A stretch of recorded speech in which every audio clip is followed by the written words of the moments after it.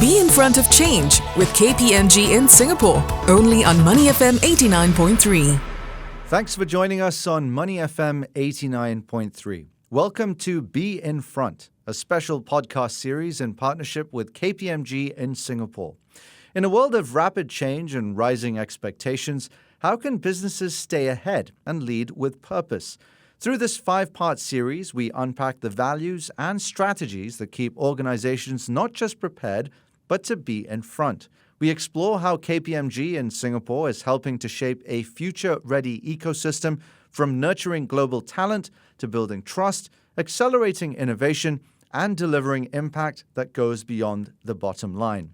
This week, we explore the value of courage, how strategic risks and bold decisions can help businesses innovate, adapt, and achieve sustainable success. And joining us today is Anton Ruddenklau, Partner, Head of Financial Services, KPMG in Singapore. Anton, good morning. How are you? Good morning. Very good, thank you. Thanks for coming on. Over his career, Anton has led and advised more than 200 growth projects for corporates and financial institutions, from strategy and innovation to client development and execution. He has worked with big banks, retail giants, consumer firms, and SMEs alike, helping them navigate challenges and unlock new opportunities.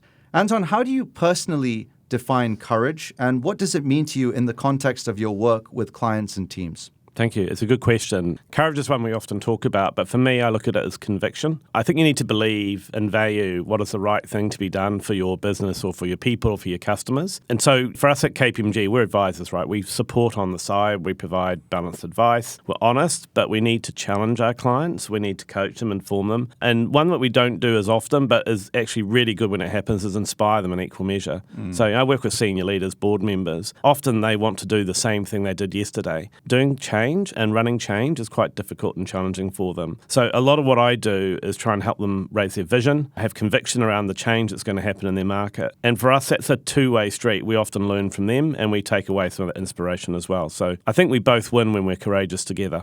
Yeah, there's certainly plenty of conviction behind Singapore's payments sector, which, according to KPMG's Pulse of Fintech report, saw impressive investment growth this year, defying global trends.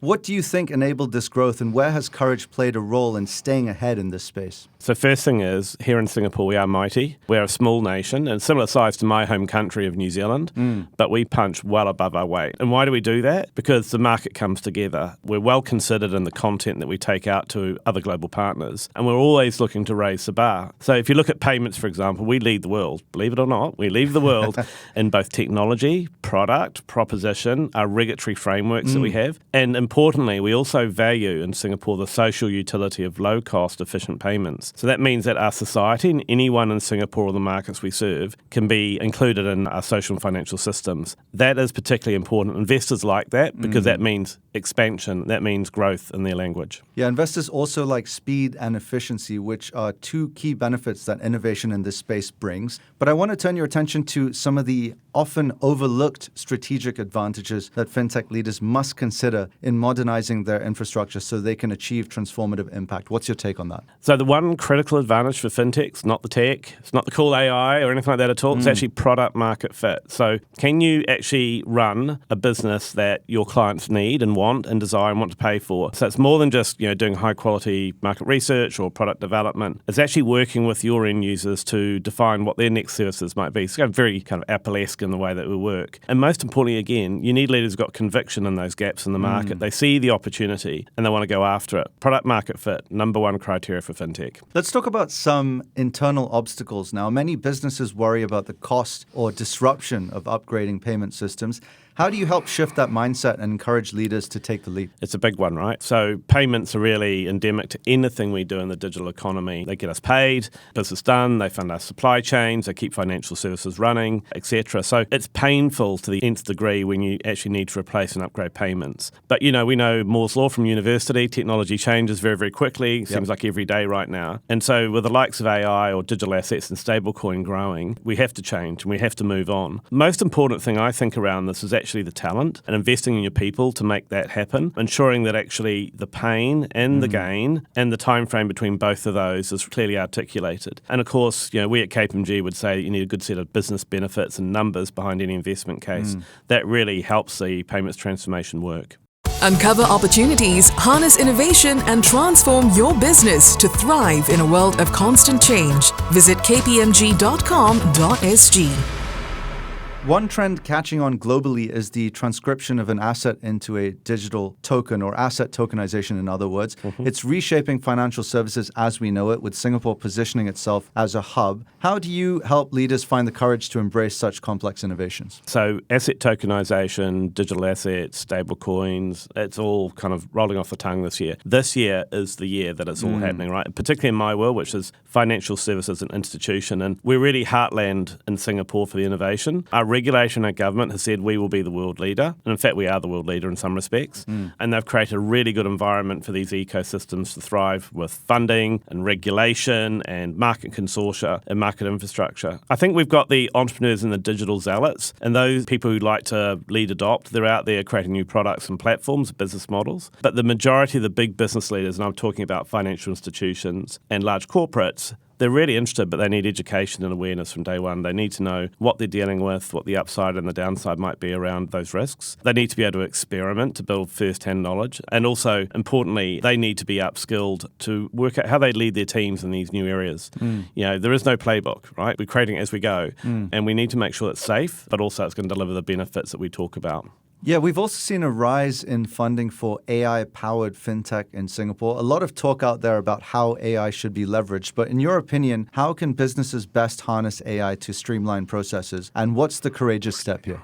My standard patter for my clients right now is a 50-50 on AI, right? So I believe that much of what we talk about is significantly overhyped right now, but the technology is really interesting and the technology will transform what we do. So what we do is we go back to first principles of business. Why do you do things the way you do it? How are you organized? Why are you organized that way? Which customers are you serving? Does a process exist and for what purpose? It sounds a little boring, but actually what we're really saying is how do you align AI to what you set out to achieve in your business from the first day? And then from there, what is the data required to make decisions that will fuel those AI algorithms? That's really important. We get back to that and we call it zero-based design. We think we can fundamentally reshape the businesses and how they work. This takes a lot of courage from our clients because actually it's a longer-term, bigger change than just sort of so-called quick wins or doing POCs in a science lab. Unfortunately, at the moment where we sit as an industry, we've spent a lot of money testing the technology, not a lot on testing actually business change. So the courage of the boards and leaders right now is to spend that time coming up with transformational strategies and visions, articulating the commercial benefits they're going for, and balancing that with that short-term science lab stuff I talked about. Now, we can't talk about AI without mentioning responsible AI adoption, which is something Singapore has been pushing for. Against that backdrop, Anton, how do you help businesses overcome cultural resistance and build trust in AI-powered fintech, especially in areas like compliance and customer data? We all love compliance. It's probably our favorite topic at KPMG.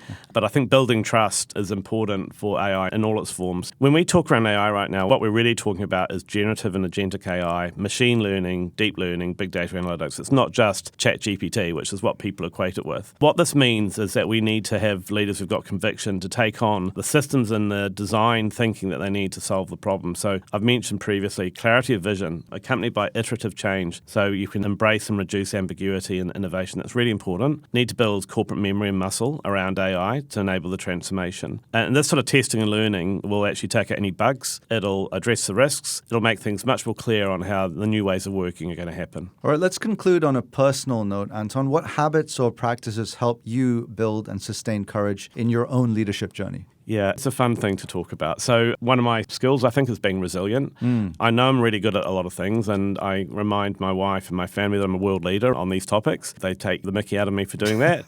I think they know, and you guys will know this as well, any family, they know what your weaknesses are, right? Yes. We're imperfect. But what I find is I like to work out how I can do things differently. I always self-criticize myself in my mind, and I try and balance that out with things that I've achieved that have worked really well for me and have been great for my clients. So I've got all these rituals that I run. So first thing is I like to take short walks. I don't like to sit down for a long time, so I'll go away, walk around Asia Square. That takes me 400 steps. That's enough time to clear my mind. Secondly, love investing in coffee and enjoy sort of just having a brew and mulling over things as I'm having that drink. And then finally, I ask my friends, my family, my clients all the time for feedback, particularly my wife, because she knows exactly how I operate. So that kind of keeps me grounded, but helps me understand what I can do differently. And then final one, when I started off my career, I was actually in hotel management, and I started off my career washing dishes. That was my first job. And I remember meeting this person, and she said, if you want to be successful in our chain, you have to come out of your comfort zone. So I try and follow that mantra daily. I keep myself engaged in things that have got a little bit of personal risk. That helps me learn and become incredibly proficient and become a so-called expert. Also, by doing that, I think I tend to inspire younger staff behind me or some of our clients to go and do things differently. So for me, that's the whole circle, right? Being imperfect, drinking coffee, inspiring others, start the next day and do the same again. Excellent. Love it. Well, today's conversation has shown us that courage isn't just about bold moves. It's about making the right choices that help businesses innovate, stay agile, and thrive for the long run. And with us in the studio to tell us all about how businesses can make these choices has been Anton Ruddenklau, Partner, Head of Financial Services, KPMG in Singapore. Anton, it's been a pleasure having you on. Thank you so much. Thank you. Staying ahead means seeing beyond today. Be ready for what's next and be in front of change with KPMG in Singapore on Money FM 89.3. Be in front of change with KPMG in Singapore, only on Money FM 89.3.